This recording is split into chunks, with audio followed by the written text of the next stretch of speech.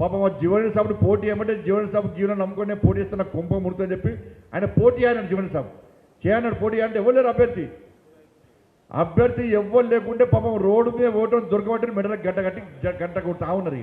ఇక గట్టి ఉన్నాడా ఇక ఓటర్లకు పైసలు ఇచ్చుడు కాదు, ఓటర్ల వంచుడు కాదు, వాళ్ళు ఓటుకు 7,000 ఇస్తున్నారట. ఎంత ఇస్తారు? 7,000 రూపాయలు ఇస్తున్నారట. ఈయన కాంగ్రెస్ వాళ్ళు 7,000 కాదు, 10,000 కాదు, 15,000 ఇచ్చినా కూడా మా కార్యకర్తలు, దమ్మున్న కార్యకర్తలు, ధైర్యం ఉన్న కార్యకర్తలు ఎట్లా ప్రజలకు వాస్తవ విషయాలు చెప్పాలనో, బీఆర్ఎస్ పార్టీ కాంగ్రెస్ పార్టీ మోసాలు ఏ విధంగా చెప్పాలో చెప్పి నేను పక్కా గెలిపిస్తానని టెన్షన్ పడకని చెప్పినా. మరోపక్క ఈ రాష్ట్రంలో అధికారంలోకి వచ్చిన కాంగ్రెస్ పార్టీ ప్రజల నుంచి పూర్తిగా వ్యతిరేకత ఎదుర్కొంటున్నది.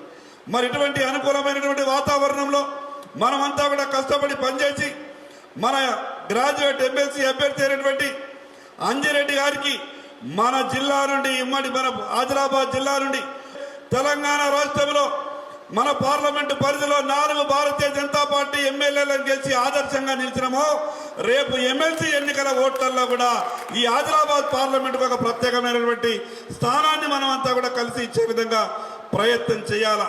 ఒక్కసారి ఎమ్మెల్సీగా ఆయన గెలిస్తే ఉమ్మడి నిజామాబాదు, ఉమ్మడి ఆదిలాబాదు, ఉమ్మడి కరీంనగరు, ఉమ్మడి మెదక్లో ఉన్నటువంటి 42 నియోజకవర్గాలకు ఆయన ఎమ్మెల్యేలు లేని దగ్గర ఎమ్మెల్యేగా అవుతాడు, మీకు లాభం అవుతుందని చెప్తున్నాం మేము. ఒక చిన్న రోడ్ అయినా, చిన్న మోరైనా, ఆఖరికి స్ట్రీట్ లైట్ అయినా ఏదైనా పెట్టాలంటే 42 నియోజకవర్గాల్లో ఆయనకు పెట్టే హక్కు ఉంటుంది.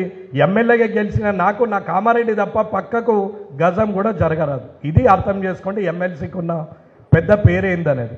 కాబట్టి మీరు అంజిరెడ్డి గారిని ఖచ్చితంగా గెలిపించే ప్రయత్నం కాదు, 100% గెలిపిస్తున్నామనే నమ్మకంతోనే పనిచేయాలి. నమ్మకాన్ని మించిన ఆయుధం లేదన్నా. గత కొన్ని సంవత్సరాలుగా నిస్వార్థంగా ప్రజలకి సేవ చేస్తూ వచ్చినటువంటి వ్యక్తులు ఇద్దరు. కాబట్టి దయచేసి రఘునందన్ మెదక్ పార్లమెంటుకు పోటీ చేసినప్పుడు మీరందరూ ఎట్లయితే ఓట్లేసి మా పార్టీ నాయకులందరూ కష్టపడి రఘునందన్ గెలిస్తే మేం గెలిచినామని చెప్పి కష్టపడి నా గెలుపులో ఈ మెదక్ గడ్డ నుంచి 15,000 ఓట్ల మెజారిటీ ఇచ్చి ఆశీర్వదించారు. మొదటి స్థానంలో ఓట్లు సంపాదించుకోవాలని చెప్పి నేను మీ పార్లమెంట్ సభ్యుడిగా మీకు అందరికీ కూడా సవినయంగా విజ్ఞప్తి చేస్తా ఉన్నాను.